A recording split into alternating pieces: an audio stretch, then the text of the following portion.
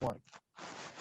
Anthony Hartwig here, and we are at another edition of the Hot Corner. Today's special guest, Lexi Zappitelli, the former YSU Penguin, and now on a coaching staff at a high school that isn't too far away from us here at YSN. We'll talk about that in a little bit, but Lexi, great to have you here. Thank you so much for giving us your time. Thank you so much for having me. I'm super excited. And you had a tremendous career at Youngstown State. But first, since we are a YSN that covers a lot of high school softball, let's talk about your high school experience and some of the things that you really remember and treasure from playing in high school. Oh gosh, so there's so many things that I remember. The biggest thing that I remember my senior year, we went down to Myrtle Beach in South Carolina for a spring break trip. And we're a smaller school. So doing something like that at Conneaut High School, that was something really big. And for us to actually be able to go down there, have a lot of fun, of course, but we actually won our bracket that we were put into. I don't think we lost a game, but we got first place in our bracket. So that made it even more cool. Just this little school, we had a lot of talent too, going down to South Carolina for like the first time ever and actually winning it. So that was pretty awesome. What was your whole recruitment process like when you were in high school? Were you recruited early? Were you kind of going through it late? What did you go through personally? So I started the recruiting process pretty early. I would say, I think my freshman year, going into freshman year, I got on a travel ball team that was very good. You know, we traveled far, and was going to be big on the recruiting process. I didn't commit to YSU until my junior year, I think it was. It was just a little, I was so young, so I didn't really even know what I wanted to do. But I did commit my junior year, to YSU. That's the crazy thing, because back then, pre this, you could be recruited really early in softball. I mean, there were girls that were committing in 8th grade. Which is Okay, crazy. we're going to Tennessee. Yeah. When you were 8th grade, that freshman, was there any pressure, man, I got to start this now because girls around me are committing when they're a freshman and I better kick this in the gear? A little bit, definitely. I was actually on my travel ball team. I was close, middle to the end of being one of the last ones to commit somewhere, which, a little bit, it made me a little nervous, but I knew deep down that, I'm going to end up where I'm supposed to end up. So I tried not to stress too much. And I knew the type of player I was, so I wasn't too stressed out because I had been communicating with some schools. It just all came down to which school, I guess, wanted me and had the best offer, the campus, all that stuff. You came up to YSU. What was about this campus, this city, Brian Campbell, this staff that made you just absolutely make YSU that decision and sign that dotted line?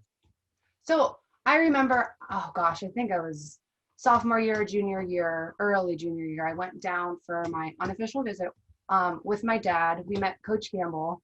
It was cool when we met him and he gave us the tour. So I felt very comfortable on that tour with Coach Campbell. I also really liked that Youngstown was close to home. I'm very family oriented. At the time, I have a little sister. She's 13 now. So she was only 8 or 9, and she was just starting to get into all of her sports and stuff. So I thought it would be cool to go somewhere an hour away, which isn't bad, which is far enough to, get the college experience, but yet be so close to home to still, be there for her especially, and just the rest of my family. We just always do things together. So it was nice, on a weekend, if we were free, if we were having a family cookout or something, I could make it back for the family cookout. So that's another nice thing about YSU that I liked. So you graduate from high school, you step on Youngstown State's campus. When was the first, oh my gosh, this is a different level of softball kind of moment? Was it one of the first practices? Was it the first fall ball game? When did you realize as a freshman at YSU that you were kind of in a different pool? It was definitely our first 6 a.m. lift. That's what it was for sure. Cause I mean, I had, done workouts and stuff before, but I've never had to wake up at 5 in the morning for them and then still go to class and then have stuff that same afternoon. So that's definitely what got me like, this is it. This is college softball.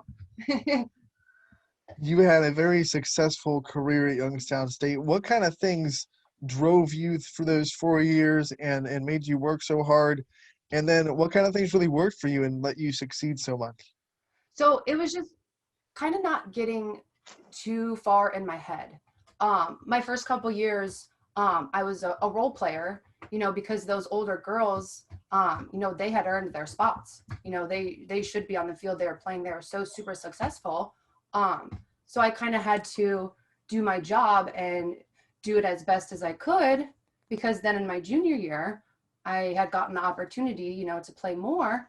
So I was just working my tail off until I really got that opportunity, and I tried to make the very, very best of it. And I think it worked out in my favor. I would say so. I would say it definitely worked out in your favor. The one they call Zap for her speed. Yeah. Um, when you look back at your memories with that program, what are some of your favorite memories with the Penguins that you kind of treasure for a while? Oh, there's just so many. I miss it so much. I just miss being with the girls, traveling, even on those long, horrible bus rides. They were miserable sometimes, but that's when we really got to bond and make those memories. Just, I kind of just miss one thing. Before the game, they do the announcing, and then that moment when they play the national anthem, when you're about to get ready to play. That's just one moment that like I really miss, just because it's just an important moment. You're just there. There's all the fans. For me, I would be in the outfield. Senior year, I had Yaz next to me and Grace. We were best buddies, so we were all out there just listening to that national anthem. Like, okay, the game's about to start. Let's do this. That's one moment that I definitely miss, that I enjoy. Just a little moment, but that's one of them. And we all see Brian Campbell on the field and the stuff in the media, the stuff that he kind of, lets us see. What are some things about Brian Campbell that go beyond just the game and the media press conferences that make him obviously such a special coach, because he's been at YSU for a long time? Well, what did Yeah. you like so much about him? he he's just a great person. He truly deep down cares about each and every one of us as players and as people. He wants to see us succeed, off of the field as much as he does on the field. He when I graduated, he reached out to me, congrats. I still talk to him every now and then too.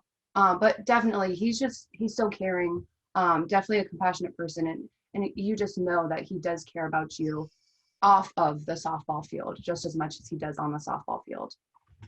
They always talk about leaving a program better than when you left it, and the YSU softball program very successful right now. They're doing And great. you are in it. You're supportive. You make Yeah, sure that you stay connected to this program. absolutely. How, what's it like to kind of be outside looking in and be the supporter and try to lift these girls up, knowing exactly what they're going through? It's very different, I will say. Last weekend when they played UIC, I went down there Friday. They did amazing. They ended up beating UIC 2 out of the 4 games. And even when they won that first game against UIC, I was going crazy for them. I was so excited. It's just so different being from the outside in though. But I know those are all, they're my best friends still. A lot of us, we still communicate. We see each other every now and then. With COVID, of course, though, we couldn't see each other for a while, which kind of stunk, but we still kept in touch. I just think that when they got excited when they saw me there. So I feel like that just, it means a lot to them. Because I know whenever someone would be there to watch me or watch all of us, it's exciting, you just know somebody kind of cares. All right, so you're watching. How many times do you want to really put on a uniform, get in there, and just you're itching while you're watching on the sidelines? Every time. In between games, some of the girls, were up in the bathroom and I was using the bathroom too. We met up and we were talking. That they were all like, "Can't you just play?" I was like, "I wish. Let me change my name. Let me put on a uniform. Let's go. Just give me like one more year. Not even a year. I'll take a game even. I just love to play one more game." The exciting news that we really have you on for is that you have become a part of a high school coaching staff a little bit outside of the YSN family, but in the YSN district, because I'm sure with these new super districts that are coming out with sports, we're going to be seeing you come postseason time. Conneaut High School, your alma mater, you get to go back and help coach that team. What's that mean to you? It honestly means so much to me. It's so super cool. Especially since I graduated from Conneaut, played softball on that field for 4 years. We were a successful team back then. So just going back for practices, we had our first scrimmage this week. It's very surreal. Kind of makes me feel very old in a way too. But I love it. I'm so blessed and excited to get this opportunity. What's it been like switching the mindset from player to coach and realizing that you're on the other side of it now and there are different mindsets that come along with it? Yeah, so at first it was a little different. Sometimes I felt like I wasn't explaining things very well, like in the practices and stuff. But when we got out for our scrimmage Wednesday, we had our first scrimmage. It just felt very natural for me. So I'm the offensive coach, so I coach third base while we're hitting. It just kind of felt very natural. I would cheer on my teammates in the dugout when I was playing. And for me to be on third base, I felt myself, cheering the girls on, giving them their sign, letting them know, you can do it, do your job, you got this, don't worry about it. The head coach actually, he pulled me off to the side and he was like, I like you out there, the girls trust you. And you're very vocal about it. And, that was the kind of player I was, be there for my teammates, kind of be a leader, I guess, at times too.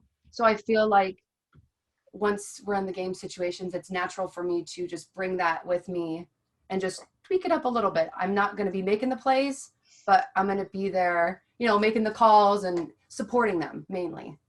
Yeah, I'm sure if there's a foul ball scribbling towards the third baseline, you'll still make a couple of plays here and there. Oh, yeah, definitely. Got to get that in there for sure. Gotta make the webcams as coach on the third baseline. You get to wave people home. I Yeah. mean, I think that's the funnest thing about being a third base coach is you get to do the Yeah. Go. Go. You can make it. Get down. What excites you? I mean, we're about to start this high school season. It's the first high school season we've had in a long time. A lot of the sophomores are now seniors.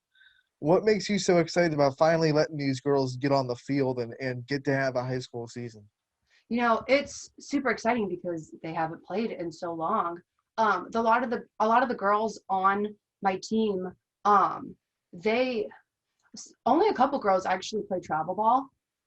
So we're a learning team. We're full of a lot of potential. So it's just exciting for me to see where they started from our preseason open gyms, just getting reps in, to seeing live pitching, progress throughout the whole year. So now we're getting towards the beginning of season, the start of it. And I'm excited to see, how much they grow towards the middle and to the end of the season, since a lot of the girls, they're learning, and the sophomores now, we have a big group of sophomores.